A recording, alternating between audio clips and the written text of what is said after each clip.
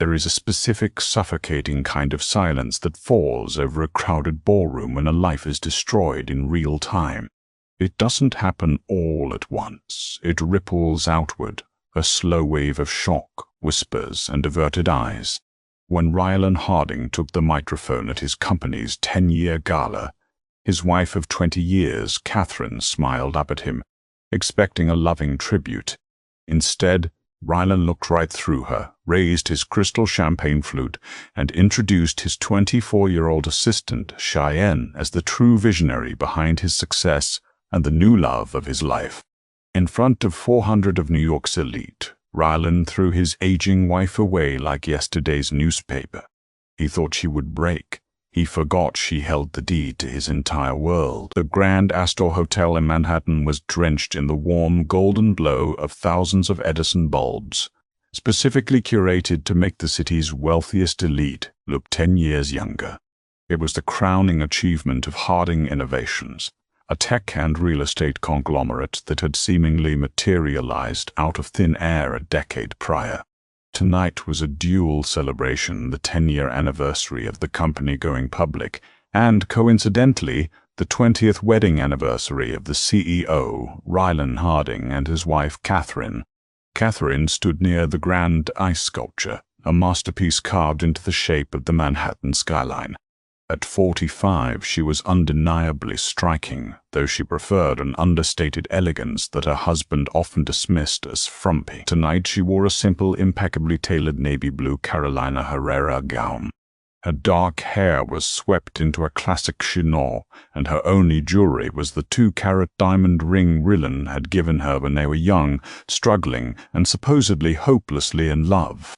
For the past 3 hours, Catherine had played the perfect corporate wife. She had made polite conversation with arrogant hedge fund managers, laughed at the dry jokes of city councilmen, and graciously accepted compliments from women who secretly pitied her. She knew the rumors. She knew about the late nights Rylan spent at the office. She wasn't naive, but she believed in the sanctity of the vows they had taken in a drafty church in Brooklyn 20 years ago. She believed that they were a team, that they had built this life together, and that eventually Rylan's midlife crisis would pass. Across the room, Rylan was holding court. At 48, he was silver-haired, dangerously charismatic, and dressed in a bespoke Tom Ford tuxedo that clung to his broad shoulders. He looked like a king surveying his empire, and hovering just over his left shoulder, as she always was lately, was Cheyenne Jameson. Cheyenne was 24, fresh out of a mid-tier marketing program, and currently wearing a scarlet-red silk slip dress that violated every unspoken dress code of a corporate gala.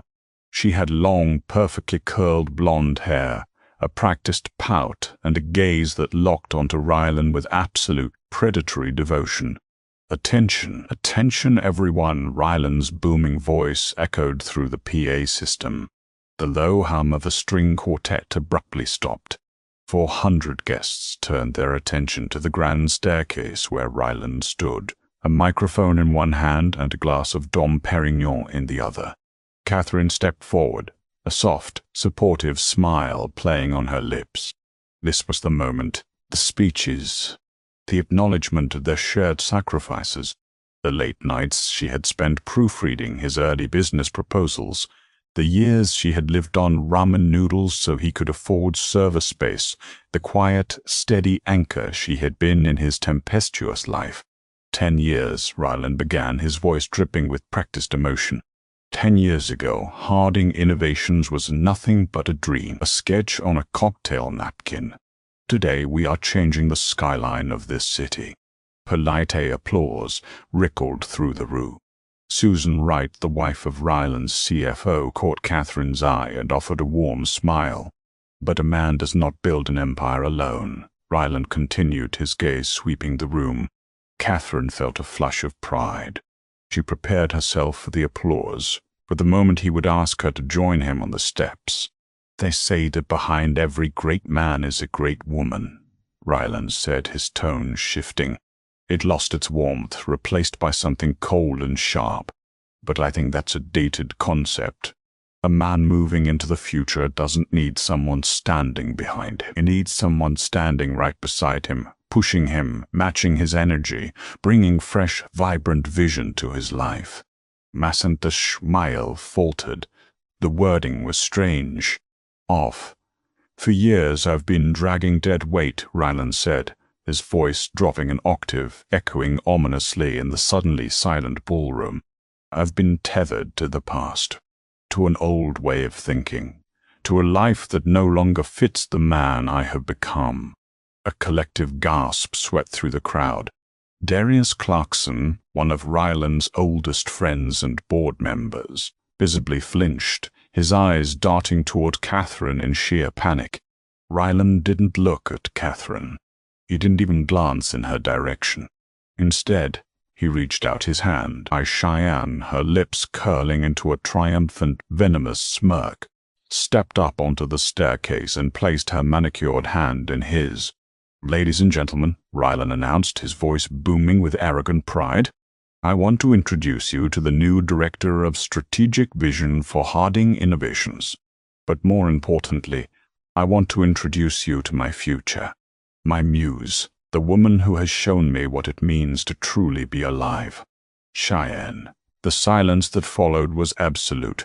It was a vacuum, sucking the oxygen out of the massive room. No one clapped. No one cheered. 400 members of the New York elite stood frozen in a state of sheer, unadulterated shock. Ryland had not just announced an affair. He had publicly executed his marriage. He had humiliated his wife of 2 decades in front of their entire social and professional circle. Catherine stood paralyzed by the ice sculpture. The cold radiating from the carved skyline seeped into her bones. She felt the eyes of the room turning toward her, hundreds of sharp, pitying daggers. She saw the disgust on Susan Wright's face. She saw the pathetic, arrogant pride on Ryland's face as he kissed Cheyenne's cheek. He had done it. He had actually done it. He had discarded her like a worn-out coat. A lesser woman would have screamed. A lesser woman would have thrown her champagne at him or collapsed into a weeping mess on the polished marble floor. But Catherine Harding was not a lesser woman. The shock only lasted for a microscopic fraction of a second. Then something inside a heavy iron door that she had kept locked for 20 years to protect Ryland's fragile male ego slid open. Catherine calmly set her champagne flute down on the rim of the ice sculpture. She didn't rush. She didn't run. She raised her left hand, slowly slid the 2-carat diamond engagement ring and the simple gold wedding band off her finger and placed them delicately next to the glass. They kinked softly against the crystal. She met Ryland's eyes across the vast expanse of the room. For a brief second, the smugness on his face wavered, replaced by a flicker of confusion at her eerie calm. Catherine didn't say a word. She turned on her heel, her posture perfect, her head held high, and walked out of the ballroom. The crowd parted for her like the Red Sea, an ocean of stunned, silent witnesses to the birth of a very quiet, very dangerous wrath. The next morning the sun rose over Manhattan, indifferent to the destruction of the Harding marriage. Inside the sprawling 10,000-square-foot penthouse overlooking Central Park, the atmosphere was intoxicatingly arrogant.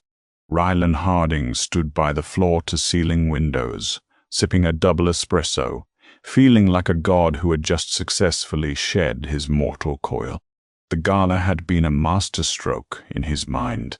He had ripped the Band-Aid off. There would be no messy rumors, no sneaking around, no pathetic paparazzi catching him at a side door. He had claimed his new life boldly. He was Ryland Harding, a titan of industry. He made his own rules. "Babe, do you think we can just toss all this depressing art?" Cheyenne's voice drifted from the grand foyer. She was wearing one of Ryland's dress shirts and nothing else, strutting around the apartment like she had personally laid the foundation of the building. She was pointing at a stunning, original 19th-century oil painting of a stormy sea that Catherine had sourced from a private dealer in London. "It's so dark and moody," Cheyenne whined, scrunching her nose. I was thinking we could replace it with something modern. Maybe a neon sign, like good vibes only in pink. Ryland chuckled, walking over and wrapping his arms around her waist from behind. Whatever you want, my love. This is your home now. Throw it all out. If it smells like the past, burn it.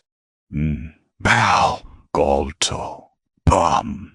He kissed her neck, feeling a surge of virile power. This was what he deserved: youth, beauty, unquestioning adoration. Catherine had always been so practical. She asked annoying questions about risk management and debt-to-income ratios. She looked at him with the eyes of a partner, not a groupie. Ryland didn't want a partner anymore. He wanted a cheerleader. Later that afternoon, the reality of the legal separation began. Ryland sat behind the massive oak desk in his corner office at Harding Innovations, flanked by his general counsel and longtime fixer, Alfred Pendleton. Alfred was a nervous, sweating man in his late 50s who looked like he hadn't slept since the gala. "Rylan, I have to be completely honest with you," Alfred said, wiping his forehead with a monogrammed handkerchief. "What you did last night, it was a strategic nightmare. Public humiliation? Judges hate that. They absolutely despise it. If Catherine decides to litigate, she could drag this out for years. She could claim emotional distress, public defamation." "Let her," Ryland scoffed, leaning back and resting his expensive Italian leather shoes on the desk. "Let her cry to a judge. It doesn't matter, Alfred. You know why? Because of the prenup." Alfred sighed heavily. "Exactly. Because of the ironclad, bulletproof titanium prenup she signed in 2004. Ryland grinned, a shark-like smile. "Before Harding Innovations even existed. Before I made my first million. The agreement is explicitly clear. In the event of a divorce, she keeps what she brought into the marriage, and I keep what I built." "And Alfred, what did she bring into the marriage?" "Nothing," Alfred murmured, looking down at his files. "She was the librarian's assistant. She brought some vintage clothes and a used Honda." "Bingo," Ryland snapped his fingers. "She gets the Honda. She gets whatever remains in her personal checking account. I'll throw her a bone, $1 million as a parting gift. Enough to buy a decent 2-bedroom in Queens and live out her days feeding stray cats. But the company, the penthouse, the house in the Hamptons, the stock portfolio? Mine, all mine, all mine."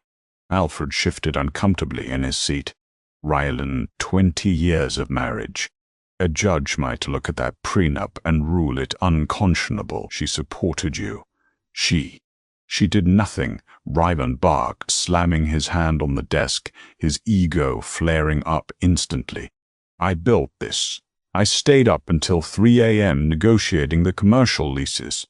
I secured the Series A funding. I pitched the Vanguard Capital Group. Catherine sat at home and baked banana bread. Do not minimize my genius, Alfred." Ryland's entire identity was wrapped up in the myth of the self-made man. 15 years ago, his small real estate firm had been on the verge of total bankruptcy. He was drowning in debt, facing ruin. Then, out of nowhere, a massive anonymous injection of capital arrived through a shadowy private equity firm called Vanguard Holdings. They asked for no public credit, only silent equity. Ryland convinced himself it was because his business plan was so brilliant that it had attracted the attention of secretive billionaires. From that day on, everything he touched turned to gold. He became a titan. "Just file the papers, Alfred," Ryland commanded, his voice cold. "Serve her. Cut off the joint credit cards today. Cancel her access to the company car. I want her completely financially isolated by 5 p.m. Let's see how long her dignified silence lasts when she realizes she can't even buy a cup of coffee without my permission." "And what if she fights?" Alfred asked softly. Ryland laughed, a harsh, dismissive sound. "Catherine? Fight? She doesn't have the stomach for it. She's probably sitting in some cheap motel right now, crying over old photo albums. She's weak," Alfred. She's always been weak. As Alfred left the office, Ryland pulled out his phone. He had an alert. A $45,000 charge on his American Express Platinum card at Hermes. He smiled fondly. Cheyenne was settling in just fine. Let the old life burn. He was unstoppable. Catherine Harding was not in a cheap motel. She was not crying. She was not looking at old photo albums. She was sitting at the head of a massive 20-foot mahogany conference table in a private, heavily guarded estate nestled deep in the woods of Greenwich, Connecticut. The estate did not belong to Rylan. He didn't even know it existed. Catherine sat perfectly still, sipping black tea from a delicate bone china cup. Her posture was rigidly straight, her expression entirely unreadable. Gone was the understated, warm woman from the gala. In her place sat someone utterly composed, radiating a quiet, terrifying authority. Standing at the other end of the table were three people: Julian Hawthorne, a ruthless corporate litigator whose hourly rate rivaled the GDP of small island nations; Brenda Wallace, a forensic accountant who could find a hidden penny in a billionaire's offshore trust; and Marcus White. No, let's call him Darius's counterpart in the financial world, Oliver Sterling. No forbidden names. Let's call him Harper Ford. No Harper Vance. Forbidden. Let us call him Harper Thorne. No forbidden. Let's call him Harper Cole, the managing director of Vanguard Holdings. He cancelled the credit cards at 2014 p.m., Catherine, Julian Hawthorne said, adjusting his wire-rimmed glasses. He looked at the iPad in his hands. He also sent an email to the building management at the penthouse, instructing them to revoke your security clearance, and he filed the initial divorce petition citing irreconcilable differences, heavily referencing the 2004 prenuptial agreement. Catherine took a slow sip of her tea. Did he offer a settlement? $1 million, Julian said, a slight sneer of disgust on his face. Presented as a goodwill gesture. Brenda Wallace snorted. $1 million, out of a net worth of roughly $900 million. How generous of the self-made king. Catherine set the teacup down. The porcelain clicked sharply against the saucer. Ryland Harding was a fool. He had always been a fool, blinded by his own ego. He thought Catherine was a middle-class nobody, a quiet girl he had rescued from a mediocre life. He never bothered to look deeper. He never bothered to ask questions about her past, too busy talking about his own future. If he had, he might have learned that her maiden name was Catherine Dupont. She was the sole heir to the Dupont shipping and steel fortune, a legacy of wealth so old and so vast that it made Ryland's real estate empire look like a child's lemonade stand. When Catherine met Ryland in her 20s, she was running from the crushing pressure of her family's legacy. She had hidden her identity, living under the radar, desperately wanting to be loved for who she was, not for her multi-billion-dollar trust fund. When Ryland's company was failing 15 years ago, Catherine couldn't bear to see him crushed. She knew his pride would never allow him to take money from his wife. So she used her family's wealth to create Vanguard Holdings. She was the silent partner, she was the anonymous benefactor. She bought his debt, she funded his skyscrapers. Ryland Harding didn't build an empire. Catherine built a playground for him and let him think he was the architect. And now the child was throwing a tantrum in the sandbox. It was time to take the toys away. Let's talk about Vanguard Holdings, Catherine said, her voice smooth as silk but hard as diamond. Harper, what is our current position on Harding Innovations? Harper Cole stepped forward, opening a thick leather binder. We own 73% of the voting shares through a network of shell companies. We also hold the primary mortgages on his top 5 commercial properties in Manhattan, including the Harding Tower. Furthermore, the seed money we provided 15 years ago wasn't a standard grant. It was structured as a convertible debt note. Explain the terms of the debt note to me again, Catherine said, though she knew them by heart. It has a moral turpitude clause, Julian interjected, a predatory smile crossing his face.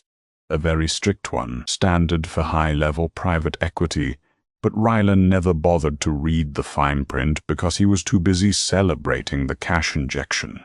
It stipulates that if the CEO brings public scandal, disrepute, or acts in a manner grossly detrimental to the company's public image, the debt can be called in, immediately, in full. And public humiliation of his wife in front of 400 investors, board members, and clients? Catherine asked, raising an eyebrow. We have sworn affidavits from over 50 guests at the gala, Julian confirmed. Several board members are already threatening to resign over the spectacle. The clause is triggered, without question. Catherine stood up from the table. She walked over to the massive window looking out over the manicured Connecticut lawns. She thought about the last 20 years. She thought about the dinners she had cooked, the ties she had straightened, the ego she had endlessly stroked. She thought about the 24-year-old girl in the red dress, standing in her home, touching her things.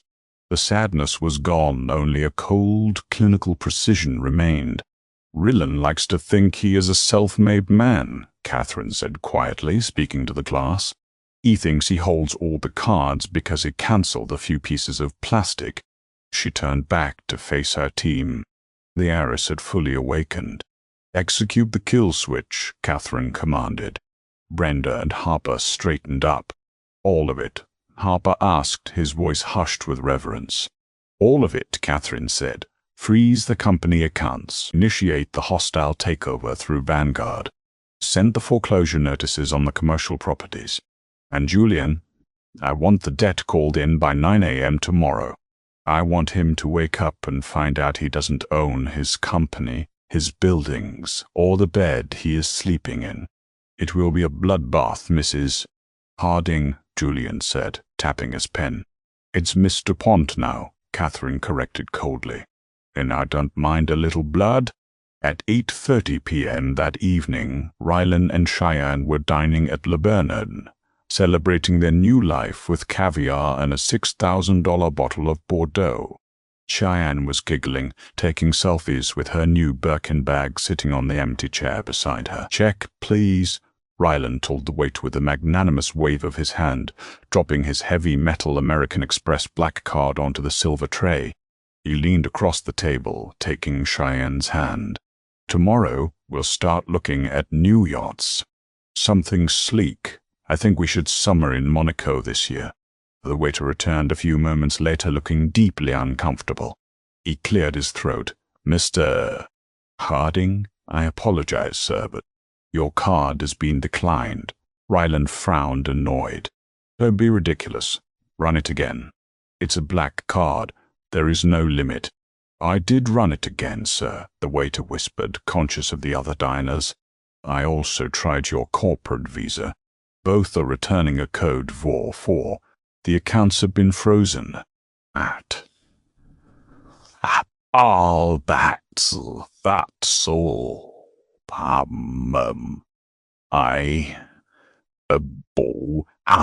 that worry. Ryland stared at the waiter, a cold prickle of unease finally piercing through his armor of arrogance. Frozen? By who? By who? The bank, sir. They said to contact your primary lien holder. Ryland's phone buzzed in his pocket. Then it buzzed again, and again. A rapid, frantic succession of notifications. He pulled it out. It was his CFO, his lawyer Alfred, and 3 board members all calling simultaneously. The illusion was cracking. The puppet master had just cut the strings. At 8 a.m. the following morning, Ryland Harding stepped off his private executive elevator on the 50th floor of the Harding Tower. He had barely slept. The humiliation at the restaurant had been a temporary glitch, he had convinced himself. A banking error. Distant Hull, a misunderstanding with the fraud department because of the sudden influx of high-end purchases Cheyenne had made over the last 24 hours. He marched through the blast-double doors of his corporate suite, ready to rain fire and brimstone on whoever had frozen his accounts. But the atmosphere in the office was wrong. It wasn't the usual hum of high-stakes real estate trading and aggressive morning meetings. It was entirely, oppressively silent. Dozens of junior executives, analysts, and assistants were standing by their cubicles, whispering in hushed, panicked tones. When they saw Rylan, the whispering stopped. A sea of eyes locked onto him, but there was no deference in their gaze. There was only pity mixed with the rubbernecking curiosity of people watching a multi-vehicle car crash. "Sarah!" Ryland barked at his senior executive assistant, whose desk sat outside his corner office. "Get Thomas from Chase Private Client on the phone. Now. And where is Alfred? I need my lawyer in my office 5 minutes ago." Sarah didn't pick up the phone.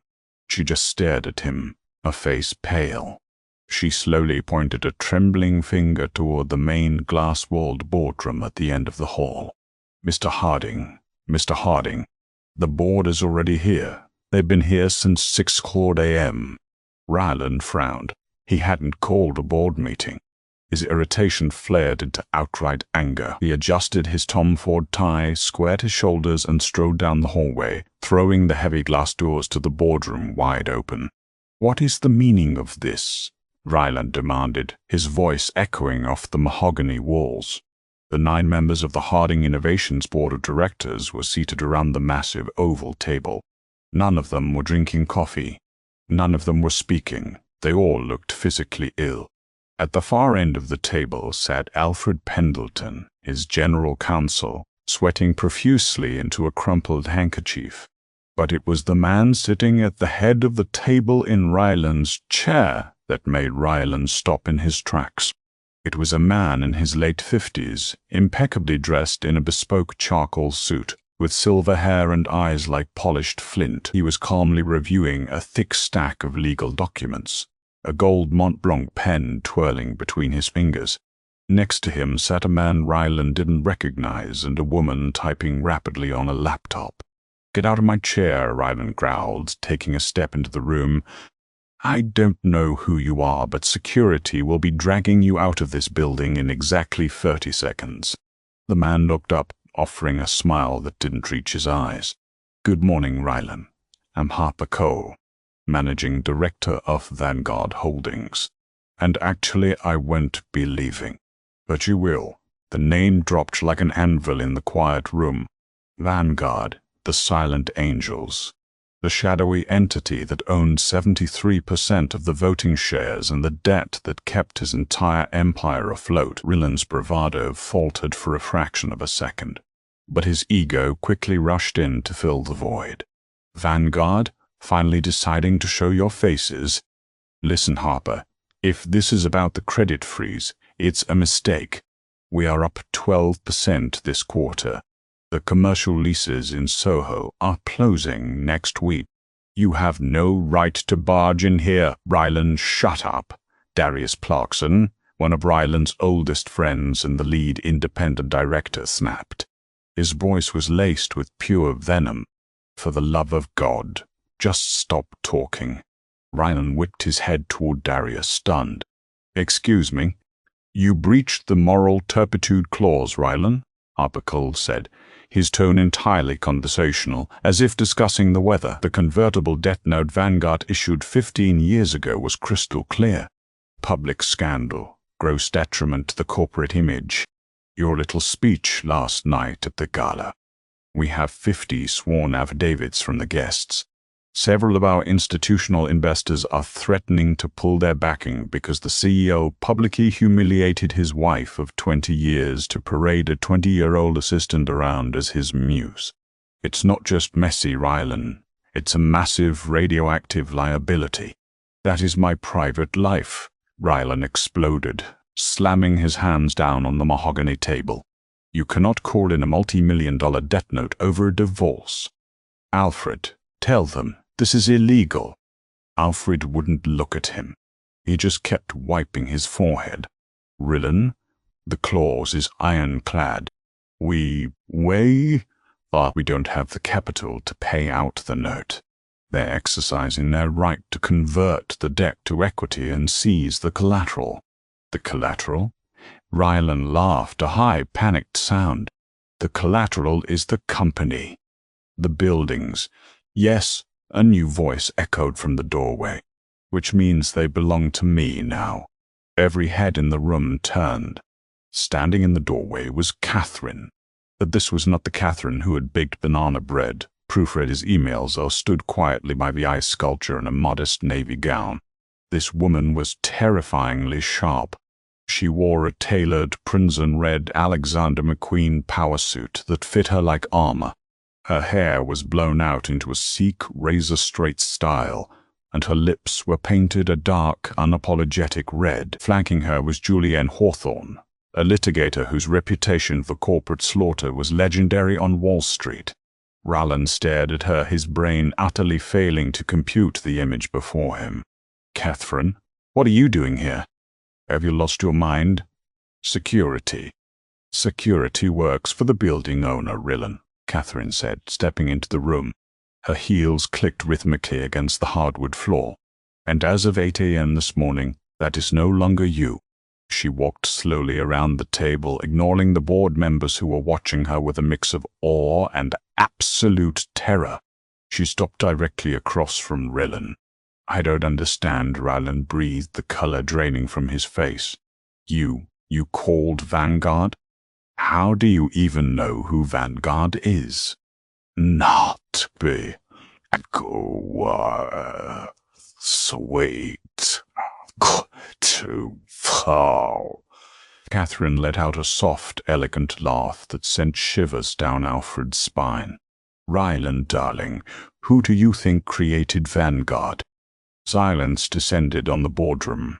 A heavy, suffocating silence. 15 years ago, you were bankrupt," Catherine said, her voice carrying tearly through the room. "You were crying on the floor of our tiny kitchen in Brooklyn because the bank was foreclosing on your first 3 properties. You were a failure. You were too proud to ask for help, and I loved you too much to watch you drown. So I made a few phone calls." "Phone calls?" Ryland stammered, his eyes darting frantically between Catherine and Harper Cole. "To who?" "To my family's trust," Catherine replied smoothly.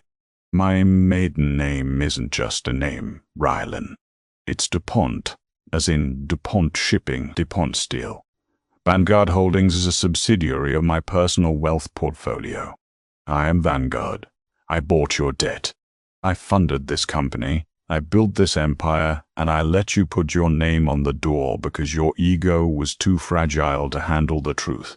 The room spun. Rylan reached out and gripped the back of a leather chair to steady himself.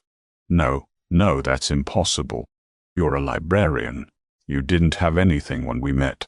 I hid who I was because I wanted a man who loved me, not my money," Catherine said, her eyes turning to ice. "I spent 20 years playing the quiet, supportive wife so you could feel like a king. And how did you repay me? You threw me away in front of 400 people for a girl who wasn't even born when I opened my first brokerage account. A mother tomb." "But—" Julianne Hawthorne stepped forward, sliding a thick manila folder across the table toward Rylan. "These are your termination papers, Mr. Harding," Julian said, his voice entirely devoid of emotion. "The board has voted unanimously to remove you as CEO, effective immediately.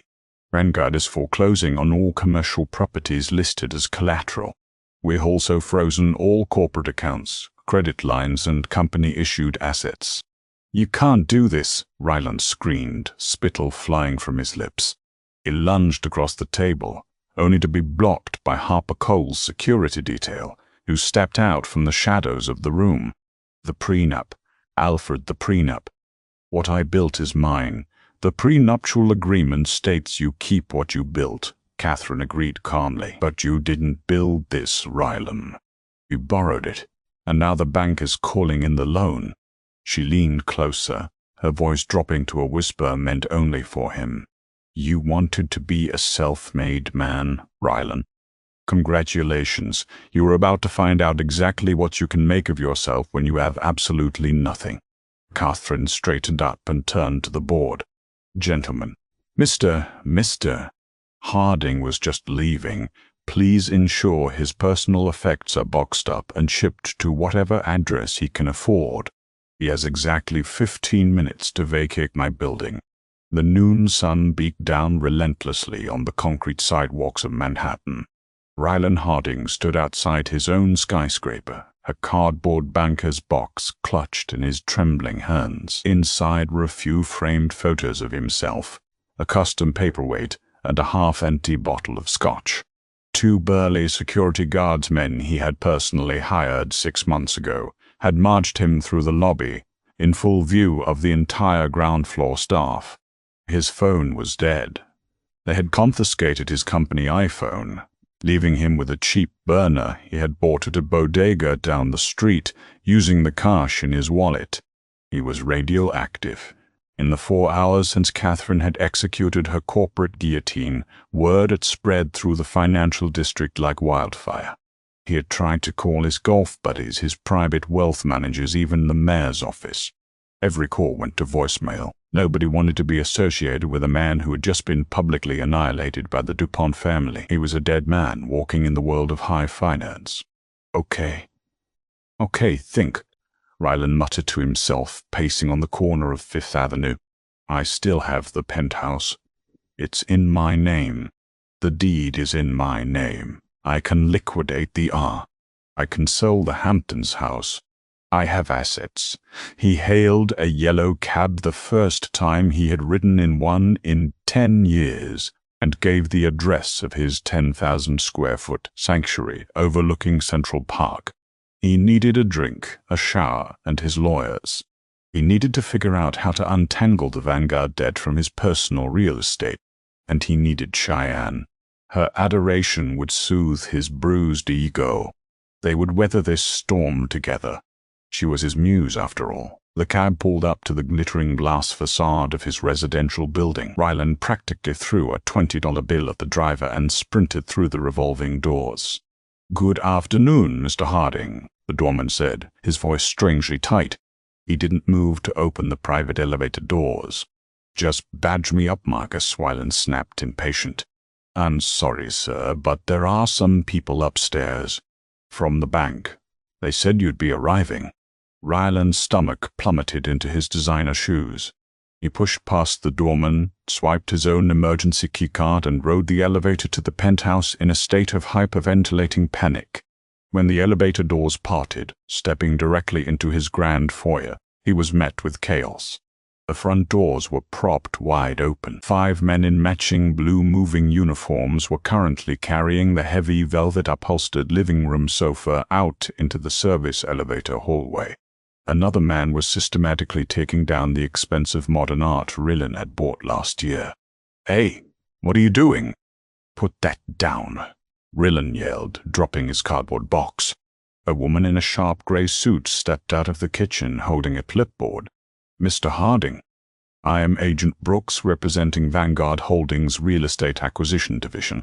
As per the immediate foreclosure proceedings initiated this morning on all properties purchased with leveraged corporate funds, we are seizing the premises. This is my personal residence," Ryland yelled, his voice cracking. "Purchased using a loan borrowed against Harding Innovations stock," Agent Brooks corrected, tapping her pen against her clipboard. "Stock that is now completely worthless due to the company's default. The bank owns the home, Mr. Harding, and all assets within it purchased with company funds. You have until 3 p.m. to remove your personal clothing." Ryland stumbled backward, hitting the wall. He couldn't breathe. Catherine hadn't just taken the company. She had meticulously, surgically removed every single pillar of his life. "Cheyenne," Ryland shouted, his voice echoing through the half-empty apartment. "Cheyenne." He sprinted down the hallway toward the master suite. The massive oak doors were thrown open.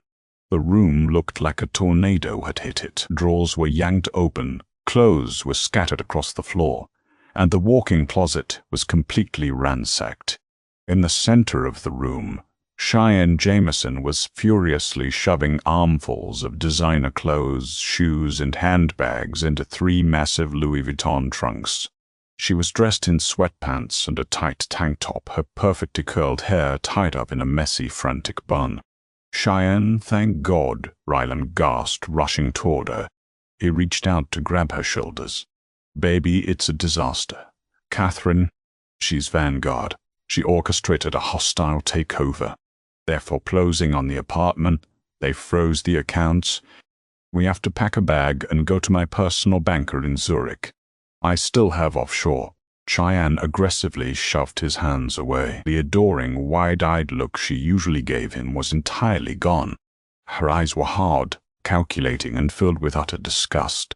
"Don't touch me," she snapped, zipping up the trunk with vicious force. Ryland blinked, stunned. "Cheyenne." "Babe, what's wrong?" "You have to help me pack." Cheyenne stopped what she was doing. She slowly stood up and looked Ryland up and down as if he were inspecting a piece of rotting meat. "Are you actually stupid, Ryland?" She laughed, a harsh, grating sound that entirely lacked the musical giggle he was used to. "Or are you just deaf? Your friends on the board have been texting me all morning. It's all over page 6. Catherine DuPont just bankrupted you. You have zero equity. You have no company. You are $50 million in debt to a billionaire who hates your guts." "I can fight it," Ryland pleaded, desperation leaking into his voice. "I'm a genius. I built that company from nothing. I can do it again. We'll start over. Together."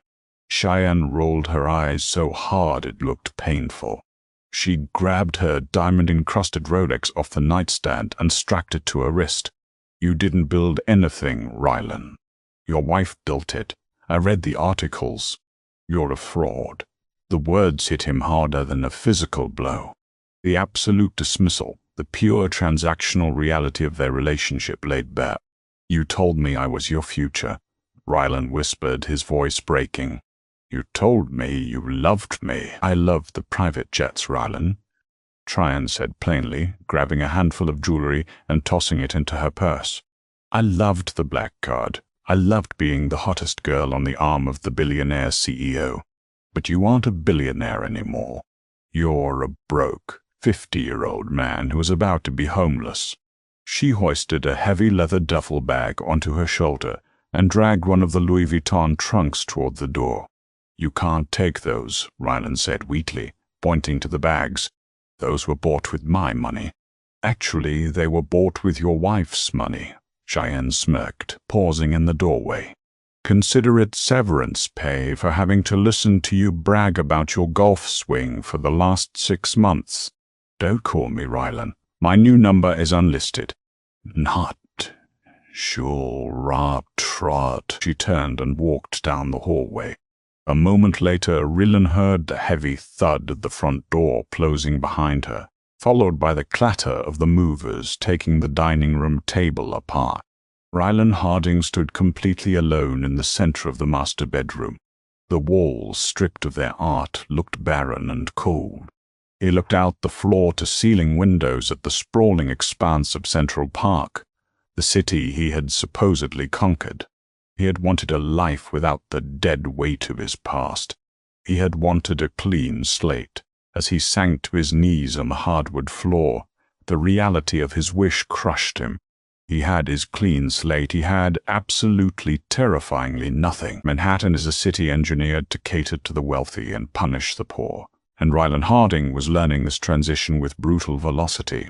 With his credit cards declined, his assets frozen, and his friends ignoring his calls, Ryland spent his first night of poverty in a $300 a night boutique hotel near Times Square, paid for with the crumpled cash he had found in his golf bag. He didn't sleep. He spent the night frantically scrolling through his contacts, leaving desperate voicemails for hedge fund managers, city councilmen, and real estate developers he had wined and dined for a decade. "Limond, it's Rylan. There's been a massive misunderstanding with the board. I need a bridge loan, just $2 million to get my legal team mobilized." By dawn, his phone remained entirely silent. The ecosystem of the ultra-rich had expelled him like a virus. At 9 a.m., Ryland sat in a sticky leather booth at a cheap diner in Hell's Kitchen, nursing a black coffee. Across from him sat Alfred Pendleton. The former general counsel of Harding Innovations looked remarkably relaxed, having entirely shed the nervous, sweaty demeanor he carried while working under Ryland. "I appreciate you coming, Alfred," Ryland said, his voice raspy. He looked 10 years older. The bespoke Tom Ford suit was deeply wrinkled, and he hadn't shaved. "Julian Hawthorne is a shark, but you know the company's bylaws better than anyone. We can file an injunction. We can claim Vanguard's takeover was heavily conflicted because Catherine is my wife." Alfred took a slow sip of his tea and set the mug down. "Ryan, I didn't come here as your lawyer. I don't work for you anymore. I work for Vanguard Innovations. Catherine offered me a senior advisory role with a very generous retention bonus." Ryland stared at him, betrayal flaring in his bloodshot eyes. "You traitor, I made you. I pulled you out of that mediocre midtown firm and gave you a corner office." "You screamed at me on a daily basis, Rylan," Alfred corrected flatly. "You belittled me. You forced me to bury your ethical violations, and you made me facilitate the legal paperwork for your mistresses. Catherine treats me like a human being, but I came here out of a shred of residual pity to give you a warning. Stop fighting. I have to fight," Rylan hissed, slamming his hand on the Formica table. "She took everything, but she doesn't know everything, Alfred. She thinks she trapped me, but I have a fail-safe." Alfred raised an eyebrow. "Is that so?" "The Cayman Island accounts," Ryland whispered, leaning in close. $3 million in liquid cash funneled through the shell corporation we set up in 2018. It's untraceable. It's entirely in my name. I can use that to hire Robert Bradley's firm. They're the best litigators in the city. I'll drag her through court for a decade." Alfred didn't look shocked. Instead, a slow, pitying smile spread across his face. He reached into his leather briefcase, pulled out a manila envelope, and slid it across the table. "Open it," Alfred said. Ryland frowned, tearing the envelope open. Inside was a stack of bank statements bearing the crest of the Cayman Island financial institution. But it wasn't just statements. It was a comprehensive, painfully detailed audit trail. It showed exactly how the money had been skimmed from Harding Innovations' operational budget, disguised as consulting fees to ghost vendors, and funneled offshore. Attached to the front of the packet was a business card. "Brenda Wallace, Senior Forensic Accountant, Vanguard Holdings. You think Catherine didn't know about the Caymans?" Alfred asked, softly. "Rylan, who do you think recommended the financial architect who set up those shell companies?" "It was one of Catherine's people. She has known about your little embezzlement scheme since day one." Ryland's mouth went dry. The diner seemed to spin around him. She let me steal from my own company?" "She let you build a paper trail to a federal crime," Alfred corrected. "It's wire fraud, corporate embezzlement, money laundering. If you try to touch a single penny of that offshore money, Brenda Wallace will hand this entire dossier over to the SEC and the FBI. You won't be fighting Catherine in family court, Rylan. You'll be fighting the federal government to avoid a 20-year prison sentence." Ryland dropped the papers as if they were physically burning his hands. He couldn't breathe. The trap wasn't just a financial freeze. It was a steel cage meticulously built around him over the course of years, completely invisible until the door slammed shut. "So, what are my options?" Ryland asked, his voice cracking into a pathetic, high-pitched wheeze. Alfred pulled a secondary document from his briefcase. It was a divorce settlement. "Catherine is offering you a clean break," Alfred said, tapping the document with his pen. "You sign the divorce papers today, citing uncontested fault on your end.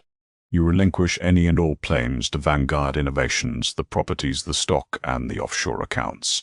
In exchange, Catherine will not submit the embezzlement dossier to the FBI, and she is offering you a parting gift." Ryland looked at the settlement amount. He blinked, unsure if he was reading it correctly. $1 million, Ryland whispered. "The exact amount you proudly offered her the morning after you humiliated her," Alfred noted, a hint of dark amusement in his voice. "It's enough to buy a decent two-bedroom apartment in Queens. I suggest you take it, Ryland, because if you don't sign this by noon, Julian Hawthorne has instructions to call the authorities." Rylan looked down at the paper. His empire, his legacy, reduced to a single signature in a greasy diner. He picked up the pen. His hand was shaking so violently he could barely hold it straight. With one agonizing, jagged stroke, he signed his old life away. Alfred placed the document back into his briefcase, stood up, and tossed a $5 bill on the table for the coffee. "Good luck, Rylan. Try not to spend it all in one place." 6 months later, the winter air in Manhattan was crisp and biting. Inside the grand lobby of the Vanguard Innovations headquarters, the atmosphere was electric. The company had just closed the largest commercial real estate acquisition in the city's history, securing a sprawling multi-billion-dollar tech campus on the west side. Evelyn Hughes, a senior features editor for Forbes magazine, stood near the front of the press gaggle watching the stage. Above them, a massive banner displayed the new corporate logo, sleek and unpretentious. "Ladies and gentlemen," the PR director announced into the microphone, "the CEO of Vanguard Innovations, Ms.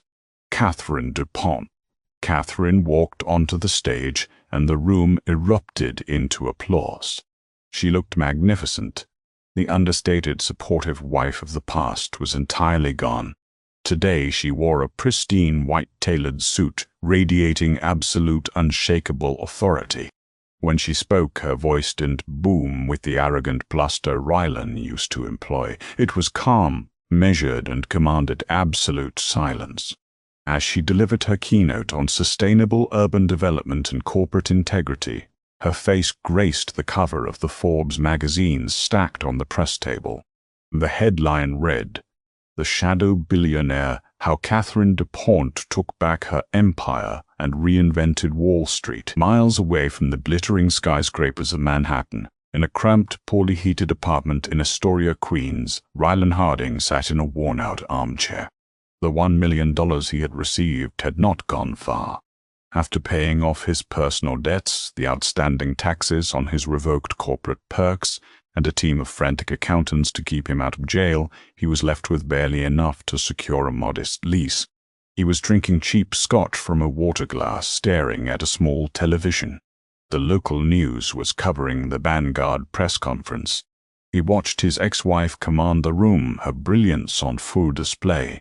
He watched investors hang on to her every word, investors who used to pretend to listen to him. He picked up his phone. He opened Instagram. The algorithm, cruel as ever, served him a post from Cheyenne Jameson. She was sunbathing on the deck of a massive super yacht in the Mediterranean. The caption read, "Living my best life with my true love." Blessed Monaco. Beside her was a 78-year-old Greek shipping magnate, looking frail but incredibly wealthy. Ryland threw his phone across the room. It shattered against the cheap, dry wall. He couldn't take it anymore. The isolation, the silence, the sheer insignificance of his current existence. He needed to see her. He needed to look Catherine in the eye and make her acknowledge him. He needed her to know that he was suffering, hoping that somewhere beneath the ice the woman who used to bake him banana bread still existed. It was raining heavily when Ryland arrived outside the Vanguard building that evening. He stood across the street, his collar turned up against the freezing downpour, shivering in a cheap trench coat. At 7 p.m., the glass doors opened. Catherine stepped out, flanked by Julian Hawthorne and 2 security personnel. A sleek, black Madak pulled up to the curb. "Catherine." Ryland stumbled across the wet pavement, raising his hand. "Catherine, wait!" The security guards immediately moved to intercept him, placing their heavy hands on his chest and pushing him back forcefully. "Whoa, step back, sir," the lead guard barked. Catherine paused with her hand on the door handle of the Maybach. She turned slowly. Her expression did not change. There was no shock, no anger, and worst of all, no pity. She looked at him the way one might look at a piece of litter on the sidewalk. "Catherine, please," Ryland begged, water dripping from his graying hair. He looked pathetic. The titan of industry was gone, replaced by a broken, desperate man. I have nothing. You took everything. I'm living in a rat hole in Queens. I can't get a job. I can't even get a meeting. Please, you won. Can't you just give me a consultant role? Something behind the scenes? I built this company with you. Julian Hawthorne stepped forward, a sneer on his face, but Catherine raised a hand, stopping him. She walked slowly toward Rylan, stopping just out of arm's reach. The rain didn't seem to touch her, shielded as she was by the massive umbrella held by her assistant. You didn't build anything, Rylan, Catherine said, her voice cutting through the sound of the rain. You were a mascot. A loud, boastful mascot that I allowed to stand at the front of the parade because I loved you. I gave you the world, and you decided it wasn't enough. I made a mistake, Rylan cried, tears mixing with the rain on his face. I was an idiot. Cheyenne manipulated me. She got into my head. Do not insult my intelligence by blaming a 24-year-old girl for the rot inside your own character, Catherine replied coldly. You weren't manipulated. You were revealed. That night at the gala you showed me exactly who you are. And now the rest of the world sees it too. I'm your husband, he whispered, a final pathetic plea. You were an investment, Catherine corrected, her eyes flat and dead.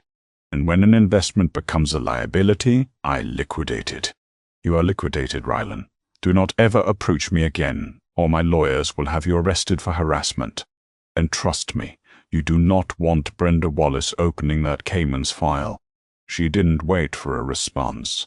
She turned her back on him, walked to the Maybach, and slid into the luxurious leather interior. The door shut with a solid, heavy thud. Ryland stood in the freezing rain, watching the red taillights of the car disappear into the Manhattan traffic. The city towered above him, massive, indifferent, and completely out of his reach. He had wanted to throw away the past to embrace his true potential. Now, standing alone in the dark, he finally understood his true potential. Without Catherine, he was nothing at all. And that is how you execute a billionaire-level checkmate.